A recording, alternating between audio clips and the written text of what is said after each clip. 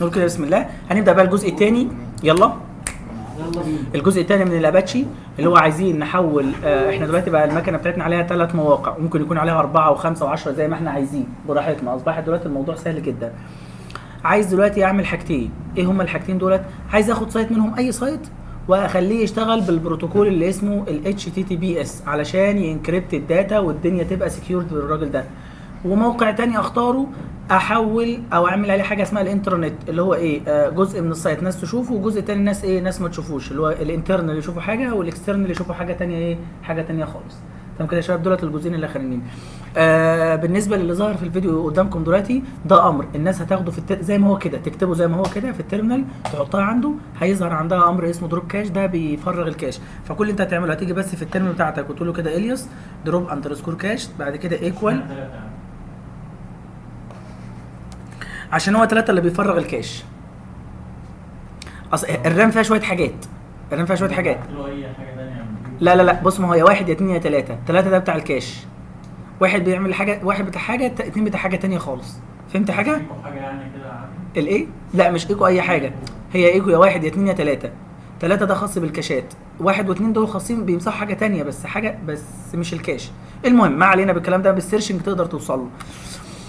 كل اللي انت هتعمله هتعمل بس ايه، يا اسامه هتقول اعطانا الامر بس اللي اسمه الياس، بعد كده مسافه دروب كاش، بعد كده ايكوال سنجل كوتس اهيت، تمام، وتكتب جواها ايه الامر ده، بعد كده سيمي كولون فري ماينس ام، واقفل الراجل ده. ده كده ايه الامر، تنفذه عندك بالشكل ده. بعد كده تاخد الامر ده كله زي ما هو، تاخد السطر ده كله بعد زي ما هو، بعد ما تنفذه تاخده كده كوبي، وتفتح في الاي تي سي الفايل اللي اسمه بروفايل، وتنزل في تحت خالص في اخر الفايل زي ما انت شايف، تعمل بيست للراجل ده بس، يعني تبيست اللاين اللي انت كتبته بس، وتسيف وتخرج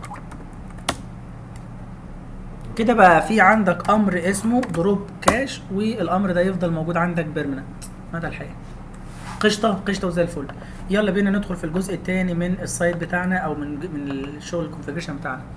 اولا علشان احول السايت بتاعي ده ان هو يشتغل على البروتوكول اللي اسمه ال HTTPS، لازم اسطب المديول، اقول له كده يا انا عايز اعمل عمليه انستول للمديول اللي اسمه مود اندرسكور SSL، علشان افعل ان الاباتشي يشتغل بالاس اس ال. هيبقى في عندي ناقص حته قد كده. ايه هي؟ اول حاجه عشان تخلي اي بروتوكول يشتغل بالاس اس ال لازم يكون عندك، فاكرين الاس اس اتش؟ قلنا الاس اس اتش بيستخدم البروتوكول اللي اسمه الاس اس ال، والاس اس ال بيعمل حاجه اسمها بابليك كي وبرايفت كي.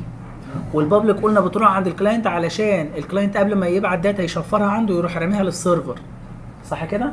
نفس الكلام علشان تخلي ال HTTP يشتغل بالبروتوكول اللي اسمه HTTPS، يبقى حضرتك لازم يكون عندك بابليك وبرايفت. لازم ال HTTPS لازم ال HTTP يكون عنده حاجه اسمها ايه؟ بابليك وبرايفت. البابليك ده ياخده الكلاينت عنده علشان يشفر الداتا ويبعتها للسيرفر، والبرايفت عند السيرفر عشان يفك الداتا ديت. بس في مشكله قد كده بالنسبه ل HTTP، لما تتعامل مع الاتش بي وعايز تفعل البروتوكول اللي اسمه الاس ال، مفيش حاجه اسمها بابليك وبرايفت، اسمها سيرتيفيكت وبرايفت. اسمها ايه؟ اسمها سيرتيفيكت وبرايفت.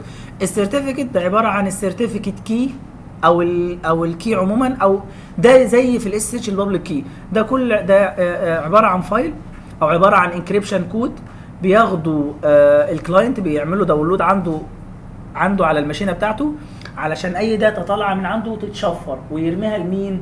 يرميها ل HTTP. ال HTTP يروح واخدها ويفك التشفير بتاعها عن طريق البرايفت اللي عنده. زي بالظبط لما اخدنا في الالداب ان الالداب بيكون في حاجه اسمها سيرتيفيكت. قلنا السيرتيفيكت دي فايدتها ايه؟ حد فاكر؟ السيرتيفيكت في الالداب قلنا فايدتها ايه؟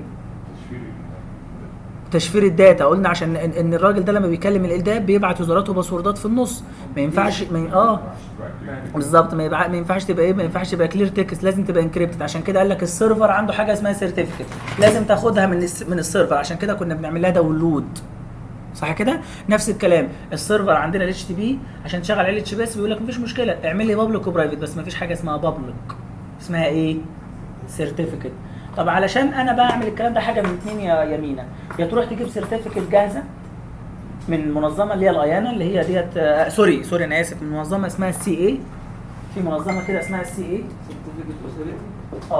سي اي ديت اللي هي السيرتيفيكت اثوريتي، ديت عباره عن منظمه كده هي اللي بتمنح الشهادات او الاعتماديات على للدنيا دي كلها. خلاص؟ طيب جميل جدا.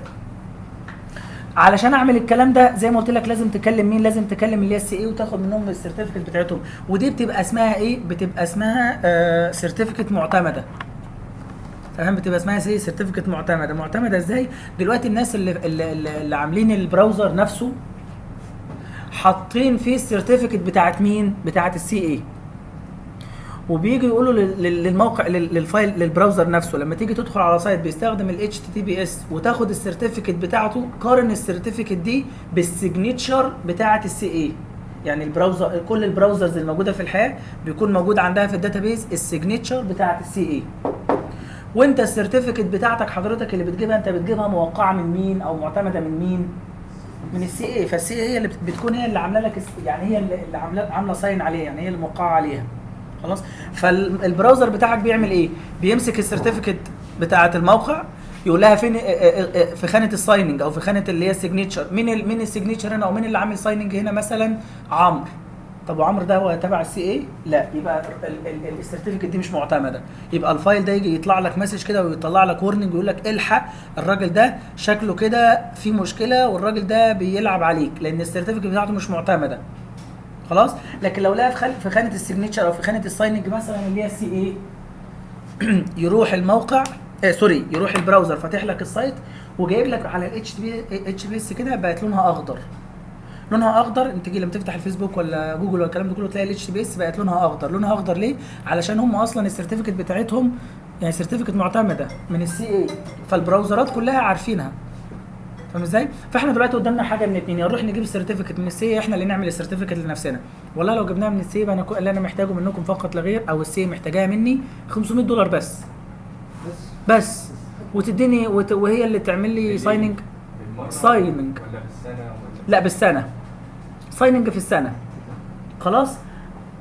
لكن لو انا مش عايز ادفع معيش الفلوس فانا هعمل، انا اللي هعمل سيرتيفيكت وانا اللي هصاين عليها، انا اللي يعني انا اللي هوقع عليها وانا اللي اقول السيرتيفيكت دي معتمده. بس ليه انا اللي هعتمدها؟ زيك بالظبط كده كان واحد ضارب شهاده. خلاص كده يا شباب؟ طيب جميل جدا. علشان اعمل الكلام ده بقى في تول جميله جدا اسمها كريبتو داش يوتلز. في عندي باكج اسمها ايه؟ كريبتو يوتلز. كريبتو يوتلز ديت بتنزل لي ابلكيشن بقدر انا من خلاله اجنريت سيرتيفيكت وبرايفت كي، زي بالظبط في الاس اتش لما كان عندي اس اس اتش جين كي او سوري كي جين. حد فاكر اللي هو الاس اتش كي جين؟ كنت بجنريت بيه بابليك وبرايفت. نفس الكلام الكريبتو يوتلز هتنزل لي كوماند اقدر اجنريت من خلاله كي، بس سوري اجنريت من خلاله سيرتيفيكت وبرايفت كي. والتول ده هتسالني هتقول لي طب انت عايز تبعتها للسي اي تعتمدها ولا انت اللي عايز تعتمدها لنفسك؟ اقول لا انا عايز اعتمدها لنفسي. خلاص؟ فانا هسطب الاثنين دول اقول له يعمل انستول كريبتو يوتلز والمود اس اس ال وليها ديبندنسز زي الفل. اقول له ماشي.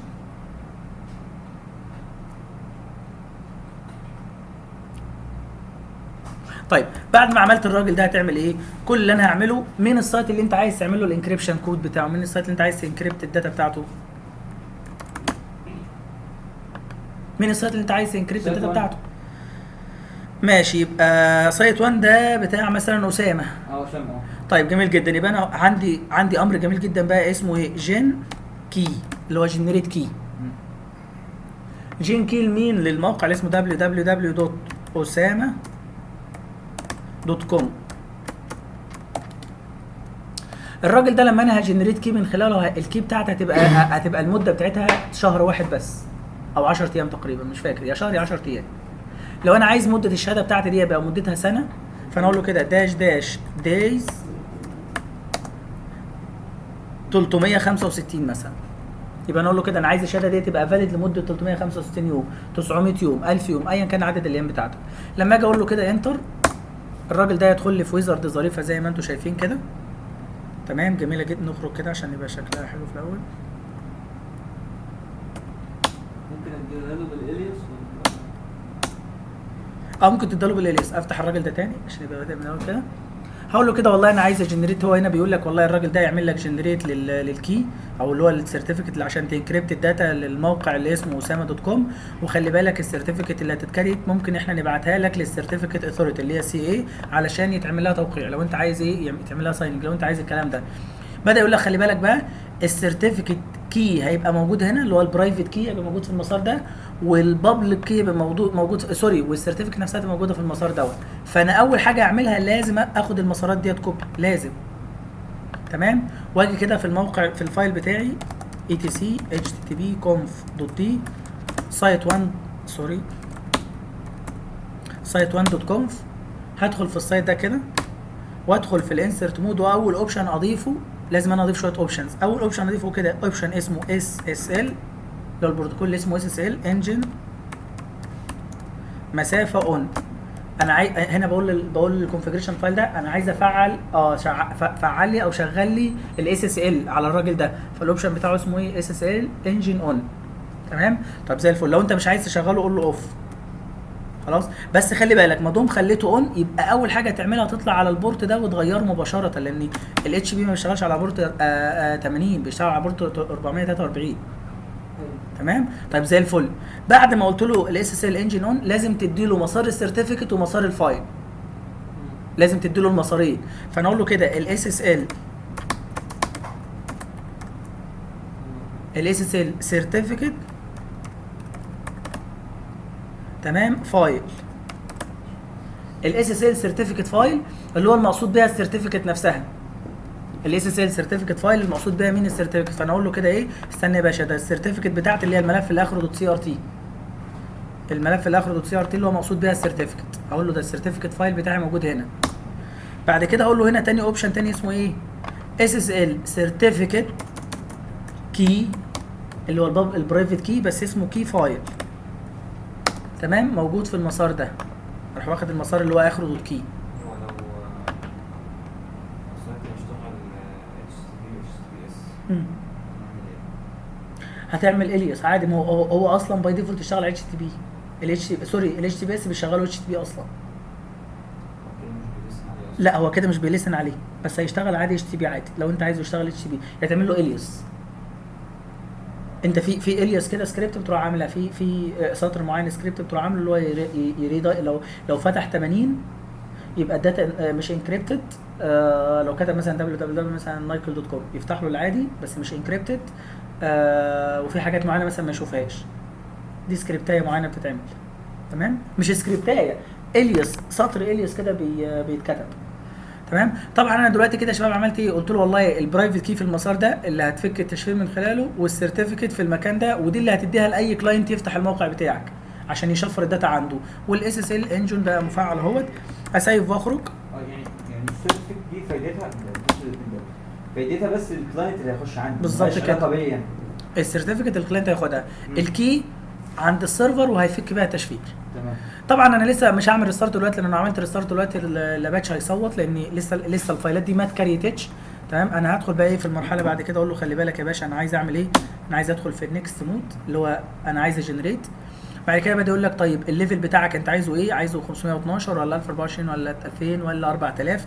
طبعا 512 ده ما فيهوش اي نوع من انواع السكيورتي. 1024 ده بيقول لك والله السكيورتي بتاعته الى حد ما كويسه بس السبيد بتاعته عاليه. 2048 والله كسكيورتي وكسرعه كويسين. تمام. 4000 ده بيقول لك السكيورتي عاليه جدا لكن السبيد او البرفورمانس بتاع الراجل ده ضايع جدا. خلي بالكم يا شباب العلاقه ما بين السكيورتي والبرفورمانس علاقه عكسيه. يعني كل ما زودت سكيورتي كل ما قللت برفورمانس. كل ما لو ما حبيت تزود برفورمانس لازم تقلل سكيورتي. علاقه عكسيه ما بين الاثنين. طبعا انا عشان اون دي مثلا هتعمل ايه؟ ايه في الاخر؟ ما اعرفش بقى انا ما دخلتش عليها قبل كده. ممكن تدخل عليه يعني شوز اون يبقى انت تكتب له بيقول لك تكتب له الرقم بالظبط كده. هقول له كده باك. انا طبعا عشان الدنيا بس تبقى سريعه فانا هختار 1024 عشان بس ايه لان هو بياخد وقت على ما يجنريت السيرتيفيكت. هروح اقول له كده ايه نيكست كده. هو بيروح يجنريت ايه هيجنريت السيرتيفيكت والبرايفت كي. بياخد وقت شويه.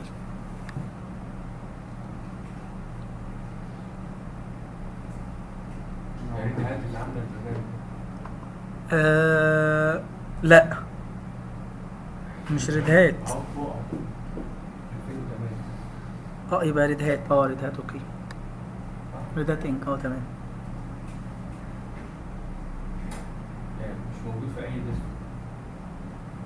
لا مش موجود كده، ده مش موجود فعلا.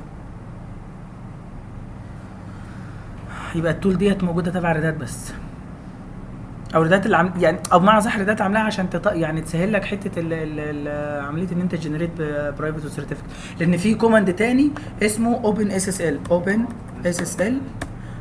اس اس ال موجود اهوت، وده تقدر تجنريت من خلاله سيرتيفيكت وكي.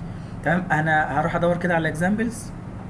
طبعا لو انت لازم تستخدم هنا اوبشنز بقى، وتقول له كده جنريت ار اس اي او جنريت كي، او على حسب الراجل ده نوعه ايه. سي او ار اس اي بيجنريت اي حاجه، وممكن تخلي كمان نوع الانكريبشن بتاع الراجل ده. انا عايز بس انزل على اكزامبلز، ما فيهوش اكزامبلز. طب في سي اولسو، نشوف لاي حاجه كده.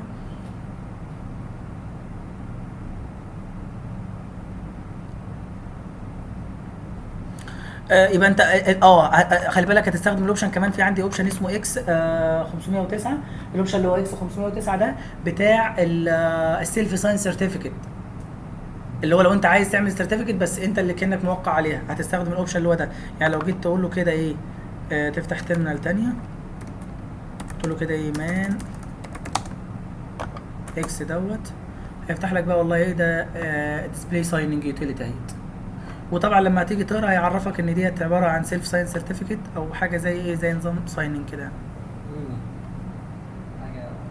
حاجه كده قريبه يعني من كلام حلو قوي والله العظيم. والله الواحد اللي يتتبع المان ده هيطلع هيروح يشوف شويه حاجات بغض النظر. طيب هو هنا الراجل خلص عمليه الجنريت بتاعه السيرتيفيكت، بدا يسالني بيقول لي طيب انت عايز تبعت السيرتيفيكت بتاعتك للسي اي علشان تعمل لها عمليه سايننج؟ انا هاجي اقول له انا معيش فلوس يا باشا، لا مش عايز ابعتها. تمام. هو هيحولك وتروح باعت لهم الفايل بتاعه. يعني هي زي نظام في الميل، يعني في الميل اللي هيروح يبعته. تمام. طبعا انا اقول له كده هنا نيكست. بدا عرف هو كده عرف ان هي تبقى سيلف ساين، فبدا يقول لك طب اديني بقى البيانات بقى بتاعتك يا باشا. هاجي اقول له كده الكود في الاول اللي هو الكانتري نيم، هقول له كده اي جي اللي هو الكود بتاع الكانتري بتاعتك. الستيت اللي هي المدينه بتاعتك او القريه بتاعتك اللي هي المحافظه، اقول له كده كايرو.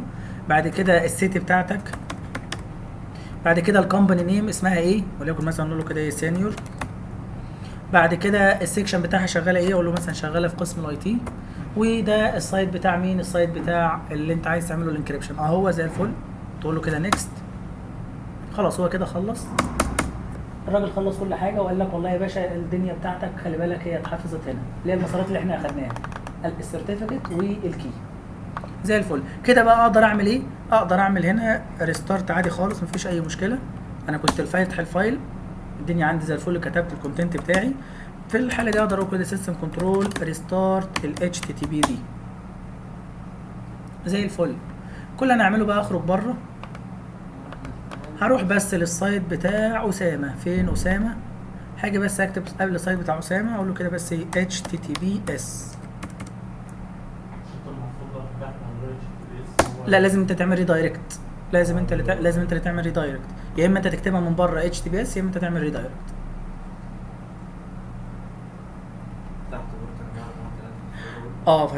فتحته في اول مره عملنا البتاع. هنا بدا يقول لك ايه، والله يا باشا استنى، الكونكشن ده مش سيكيور، في مشكله. هو هنا بيقول لي خلي بالك في مشكله، الراجل ده ممكن يكون هيبتدي راجل هيتبعك عشان يبتدي يسرقك او يعمل لك هاك او ياخد منك البيانات بتاعتك. لان الناس اللي هم الاتاكس او الهاكرز اللي هم بيعملوا ديزاين زي المواقع بتاعه بنوك او فيسبوك ومش عارف ايه، عشان يخليك تدخل يقول لك دخل مش عارف ايه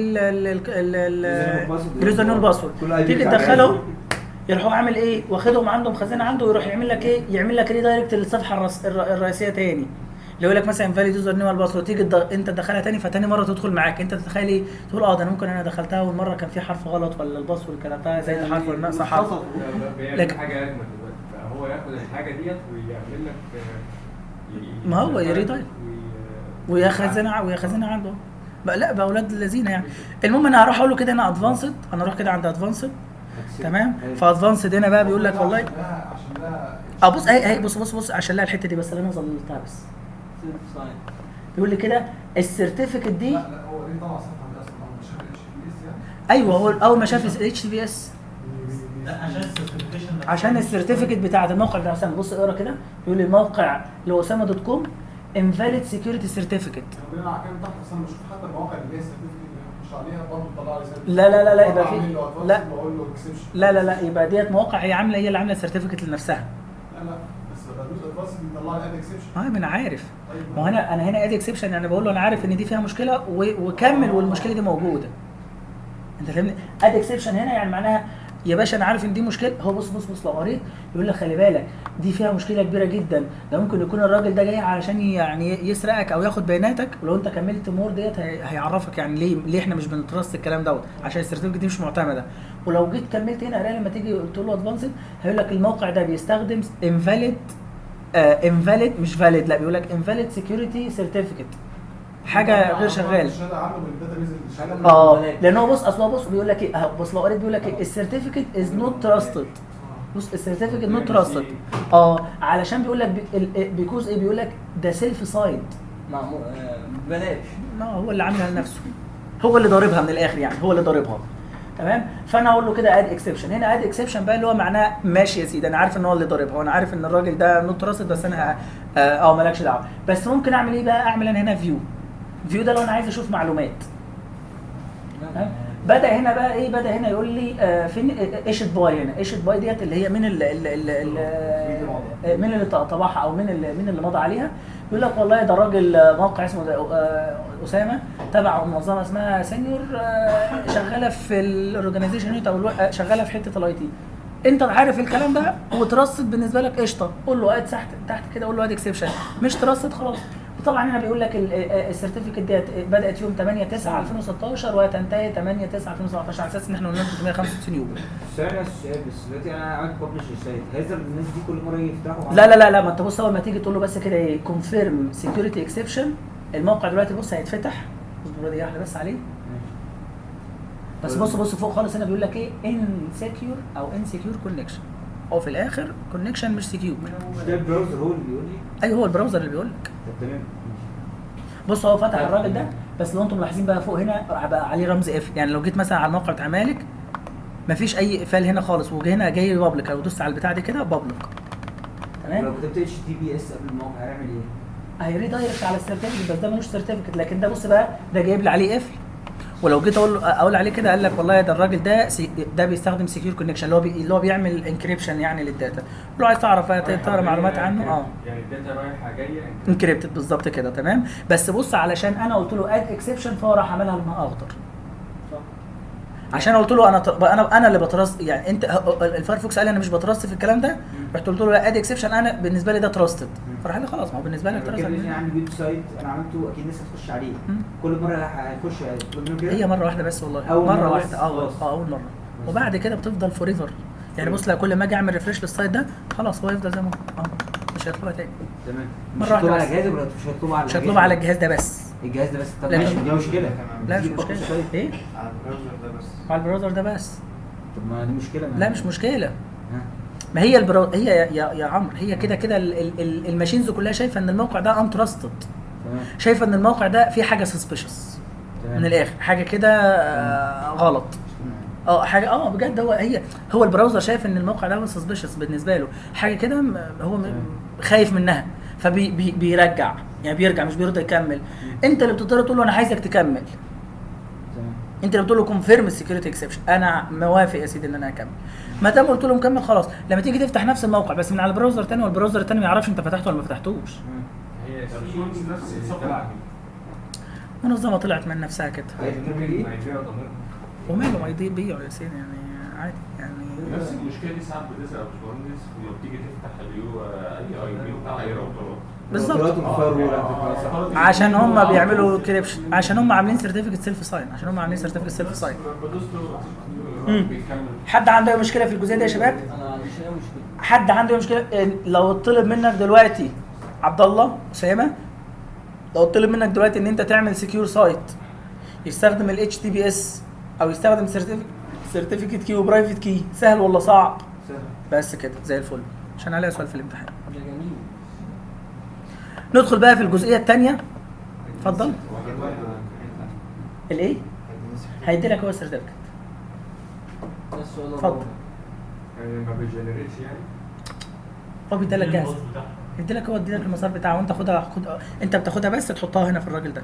انت بس انت اللي بتضيف الاوبشنز دي بس. يعني حط 3 سطور دول فقط. وتحط المسارات دي، هو بيدي لك المسارات دي. هو هيديني. لكن احنا الزياده هنا احنا عشان نتست الكلام ده عشان نعمله بايدينا، عشان انت لما حضرتك لما تروح البيت وتعمله انت اللي تكريت سيرتيفيكت لنفسك وتعمل لكل سايت سيرتيفيكت براحتك. بس معلش المسارات دي دي لوكال. هو يداني ولا يديني بس؟ ما هي المسارات بتبقى لوكال. ولا يديني اتش تي بي مثلا هو هيقول لي داونلودها. هو يقول لك داونلودها. حطها في الاول بس وانا بقى لازم ابقى عارف المسار دوت عشان احط السيرتيفيكت انزلها فيه. هو بيقول لك هو بيديها لك وبيقول لك حطها فين. احطها فين كمان؟ يعني ده بيجيت الحاجه دي مثلا بالظبط كده. واحطها في الحته اللي يقول لي عليها. او ممكن حظك الحلو تقعد على المكنه تلاقيها اصلا هي متكريته جاهزه في الاماكن الطبيعيه بتاعتها، ويقول لك في سيرتيفيكت في المسار ده وفي كي في المسار ده. انا عايز اخلي سايت مثلا اكس يستخدم الاتش بي اس وياخد يوزنج الاتش بي يوزنج السيرتيفيكت والبرايفت كي دول. بس ما بعملهاش جنريشن. لا الجنريشن ديت انت بتعملها هنا كتست. قشطه. يلا ندخل في الجزء الاخير بقى من الاباتشي. الجزء الاخير دلوقتي لو انا خرجت كده وجيت اقول له ال اس هلاقي سوري سي دي سلاش تي سي اتش تي تي بي كونف دوت دي.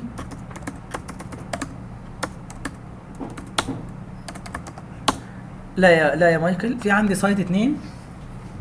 سايت 2 ده اللي هو بتاع مايكل. انا عايز استخدم بقى اللي هو حاجه اسمها الانترنت على الموقع بتاع مايكل. تمام. عايز كونتنت معين محدش يشوفه.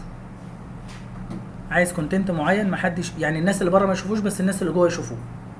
خلاص. فحضرتك هنعمل ايه؟ كل اللي هنعمله الاول هسيدي تحت var www site 2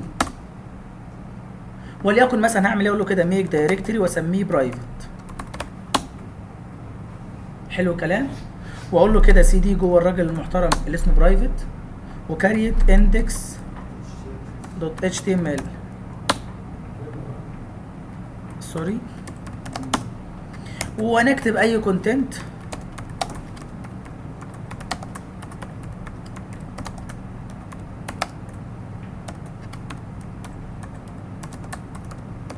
مثلا نقول والله ان الجزء ده مثلا ده جزء يعني ككونتنت عشان نعرف ان ده مثلا ايه ده برايفت وسايب واخرج.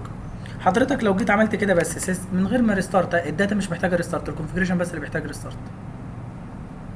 بص لو جيت على الموقع بتاع مايكل هنا عندي وجيت كتبت بعد الراجل ده بس كده برايفت، ايه اللي بيحصل؟ بيظهر عادي. مفيش اي نوع من انواع البرايفسي خالص على الموضوع ده. بيظهر عادي. انا لسه ما قلتلوش الحته دي برايفت والحته دي مش برايفت. انت فاهم ازاي؟ هو شايفه كداتا عاديه، هو شايف ان الموقع بتاع مايكل كله بابليك، اي حد يقدر يدخل عليه. نفس الكلام لو جيت عملت كده جوه المكنه الاساسيه، خلي بالك بقى جوه المكنه الاساسيه افتح كمان الفايرفوكس عشان انا عايز المكنه اللوكال تفتحه. يعني اصلا انا عايز احط رينج يفتحه ورينج ما يفتحوش، فهنعمل ان الرينج ان المكنه اللي جوه اللي تفتح والمكنه اللي بره هي اللي ما تفتحش. خلاص. قبل اي حاجه هقول له كده في ما لا انا هعمل حاجه حلوه. هنيجي نقول له كده 192 168 124 80 ده عباره عن www.michael.com. افتح الفايل ده تاني، خد الراجل ده كوبي سايب واخرج. لو جينا نفتح الموقع بتاع مايكل كده هيفتح معايا عادي زي الفل. لو جيت اقول له طب افتح لي الجزء اللي هو اسمه برايفت هيفتح معايا برضه زي الفل. عايز بقى اروح اقول للاباتشي بتاعي يا اباتشي لو الجزء اللي اسمه برايفت اتفتح لك من على المكنه دي افتحه، لو اتفتح لك مثلا من المكنه اللي بره ما تفتحوش. فانا هعمل ايه بقى؟ كل اللي انا هعمله ادخل جوه الكونفيجريشن فايل سوري اللي انا بعمله ده سايت 2 كونف، واجي هنا في الراجل ده اضيف اكسبشن، هاجي افتح قوس واقفله برضه نفس الكلام واجي اقول له كده ايه في دايركتوري عايز احط عليه اكسبشن. الدايركتوري ده ايه؟ الدايركتوري عندي اللي هو تحت var www site 2 اسمه برايفت. عايز تعمل عليه ايه؟ عايز احط عليه اوردر مجموعه حاجات معينه. عايز تعمل ايه؟ هقول له كده انا عايز اعمل عمليه ديناي، لازم الديناي الاول، بعد كده allow، لازم الديناي الاول. طب هتعمل ديناي من مين؟ هقول له كده ديناي فروم اول، عايز امنع كل الناس كده، كل الناس ممنوعين. طب عايز تقلو مين؟ عايز اقول له كده انا عايز اقلو فروم اللوكال مثلا 127.0.0.1. او ممكن احط رينج اي بيهات بقى. بالظبط كده. او ممكن تيجي تقول له كده مثلا 192 168 124 مثلا 0 على 24. بس انا لو عملت كده الناس اللي بره برضه هيفتحوا، دي 80 اللي بره هيفتح. او ممكن اقول له ده كده 80 بس. تمام؟ فبراحتك يعني، المهم ان انت بتحط مين اللي انت هتمنعهم وتحط هنا رينج. فانا اقول له مثلا 127. واللي بره هيبقى باين لي بابليك اي بي. بالظبط اللي باين اللي يعني انت بره. لو جبت 24 دي مش غلط. لا اللي بره جاي داخل بالجيت واي اللي هو اخره واحد. تمام. تمام. اللي بره جاي داخل بالاخر واحد اللي هو بص. ممكن اشيل ممكن احط رينج واشيل اديناي الديفولت جيت واي واقلاو رينج. ممكن. تمام. حاجه بعد كده، بعد ما خلصت الراجل ده اقفل الراجل ده، اقفل الدايركتوري. اقول له كده ايه؟ انا عايز اقفل الدايركتوري بتاعي. دايركتوري زي الفل.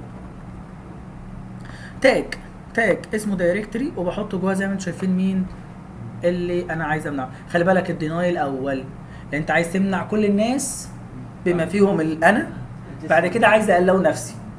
لكن لو جيت اقول له الايه؟ هي مش تفرق في السطر بتاع لا ده هتفرق. استنى ده استنى في انهي؟ اللي هو ديناي ولا هو اللي تحت بعض؟ استنى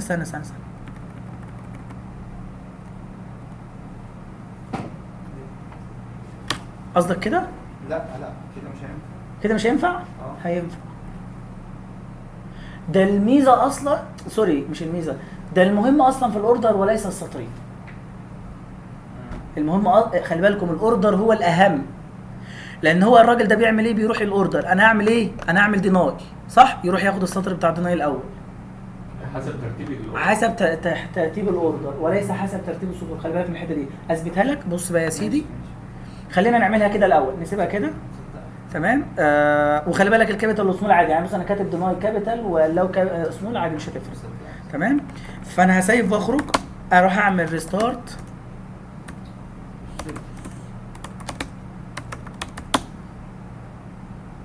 لو جيت هنا اعمل ريفريش للراجل ده فوربيدن. عارفين ليه؟ عشان في مشكله في الاي بي.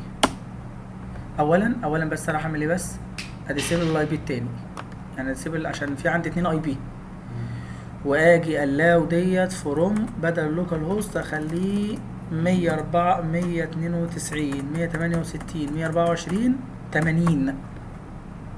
تمام. اسيب واخرج، ريستارت، اعمل ريفريش للراجل ده يفتح عادي. يعني كنت كاتب له اللوكال هوست، هو وانا ببراوز من اللوكال مش شايفني داخل بال 127.0.0.1، شايفني داخل باللي هو اخره 80 بالاي بي 80. انت فاهمين ازاي؟ يعني انا كنت كاتبها جوه الراجل ده 127.1 على اساس ان هو الراجل ده، بس الفايرفوكس وهو داخل يكتب الموقع الاباتشي شايفه بالاي بي اللي هو 80، فعشان كده اتمنع. فعشان كده رحت دخلت جوه الراجل ده قلت له لا لو جالك بالاي بي 80، لان انا عارف اللي هو البرايفت نفسه. لو جيت اطلع بره بقى واعمل ريفريش على الراجل ده هنا اعمل الايه؟ هو الريكوست الاول طالع من اللي هو شايفه، طالع من انت جاي من دومين مش على الاي بي ده. هو انت طالع من دومين، فهو شايفك طالع باي بي، المكنه نفسها شايفه طالع باي بي، بغض النظر بقى يعني اللوكال ده هو مش شايفه عنده. تمام ازاي؟ طيب بصوا كده الراجل اللي بره يتمنع. لو انا جيت عملت بقى الحته اللي انا قلت لكم عليها عشان خلي بالكم لان دي مهمه جدا. لو جيت بس افتح الكونفيجريشن، خلي بالك انا اهوت حطيت الالاو الاول والديناي، هروح اقلبها بس هنا، هخلي الالاو الاول كده لو هيديناي كده هيديناي هيديناي الاخير دايما بيفرط الاول. بص لو جيت ارفرش هنا اتمنعت. عارف ليه؟ ارجع بس للفايل وانت تفهمها. الراجل ده انا قلت له ايه الاوردر، هو خلي بالك بياخد بالاوردر ملوش دعوه السطور اللي تحت. انا قلت له الاوردر بتاعك انا عايز اعمل ايه اللاو، فراح نزل خد اللاو. مين اللاو؟ اللوكال او اللي هو الاي بي ده. تمام. بعد كده يروح دخل على الديناي، يعمل قلت له ديناي مين؟ طب ما هو ده من ضمن الاول، صح. مش ده من ضمن الاول، فخلاص عشان كده اتمنع. لكن لو انا لما اجي اقول له كده لا ديناي الاول، فده معناه بقول له امنع الكل. بعد كده قلاو وحددت له. تمام؟ فعشان كده لو بص غيرت الاوردر بس، انا غيرت الاوردر بس ورستر الراجل ده، هاجي بس ارفرش رجع. يبقى اذا اللي بيتحكم عندي الاوردر وليس السطور. مهمه جدا. حلو. ده كده مين؟ ده كده جزئيه ان انت تعمل سايت مثلا الناس من البار ما ينفعش يدخلوه، او لو حبوا يدخلوه يتمنع. طبعا لو انت جيت تتريس ولا الراجل ده، مش عايز اكتب بريد. لو جيت اي حاجه اي اسم بقى، عايز هو دوت كوم نفسه لما يخش عليه يخش الاي دوت يخش على الويب لوحده. هو طبيعي بيحصل كده. شركه عربيه الناس الموظفين الشركه بيكتبوا نفس الويب سايت من جوه. الياس او بدل الدايركتوري سلاش فار www اتش تي سايت تحط في الجزء الدايركتوري سلاش بس، هو لان هو شايف نفسه روت لوحده. كل سايت شايف نفسه روت لوحده. لو جيت اقول له كده تيل تحت فار لوج الموقع بتاع اتش تي تي بي، الموقع بتاع مايكل ايرور لوج، هلاقي بص كده ايه قال لي الكلاينت اللي هو كان 80 لما دخل اول مره اتمنع باي اللي هو باي سيرفر كونفيجريشن لما دخل اول مره، عشان هو كان شايفه زي ما قلت لكم انا كنت كاتب 127001 وهو كان شايفه داخل بال 80. لكن بعد كده لما رجعته فهو كده خلاص اكسبت، بس بعد كده راح منع لي مين؟ منع لي واحد. منع واحد، قال لي برضو denied by server configuration. لما جيت بدلت بقى في الاوردر وجيت افتح الراجل ده، فراح قال لي على فكره الكلاينت اللي 80 برضو انا منعه ليه في المره الاخيره ديت عشان بتاعه الاوردر اللي هي جزئيه الاوردر اللي قلت له allow وديناي، فهو اخذ الديناي في الاخر، فكان من ضمنهم اللي هو ال 80 دول. الاكسس لا، ما هو الالو بقى ما تفتحش ايرور لوج في الالو، افتح الاكسس لوج. الراجل اسمه 80 فتح، بعد كده الراجل اسمه 1 اشتغل عنده زي الفل بس. وطبعا هنا الكود بتاعك 404 209 200 ديت يعني معناها الصفحه اللي فتحها لقاها. تمام. 403 ديت ما اعرفش الصفحه فوربيدن. 403 فوربيدن. 404 نوت فاوند. بغض النظر بقى والارقام دي طبعا كل رقم من دولت اللي هو ايرور كود معين، يعني بيعرفنا مثلا 404 ده مش موجوده، 200 ده معناها لقاها وزي الفل، 403 دي فوربيدن او بيرميشن دينايد او ايا كان. اتفضل هتقول لي حاجه يا محمد؟ رفعت ايدك ليه؟ ماشي يا محمد. كده احنا خلاص خلصنا الاباتشي تقريبا بمعظم حبشتكناته، وليس كل حبشتكناته، لان الاباتشي مليان. الاباتشي ممكن يكون كارير باص بتاع ناس. الاباتشي بس ناس شغاله اباتشي بس، ناس اكل عيشها كله اباتشي، ناس شغاله تون كات بس حاجه جوه الاباتشي. ويب سيرفر فقط لا غير، ويب سيرفر بس هو جواه حاجات ادفانسد حاجات كتير جدا جواه، زي مثلا الالداب. شفت الالداب اللي هو زي الاكتيف دايركتوري، ممكن انا جايب في الشركه واحد بس عشان الاكتيف دايركتوري، او جايب واحد في الشركه بس عشان الاكستشينج. فاهم ازاي؟ نفس الكلام برضو كده. الاباتشي ده حاجه ثانيه خالص لوحده. كده احنا خلاص خلصنا. حد عنده اي اسئله يا شباب؟ حد عنده استفسارات؟ حد عنده اجابات؟ حد فاهم حاجه؟ حد ما فهمش حاجه؟ لا زي الفل نسيبه.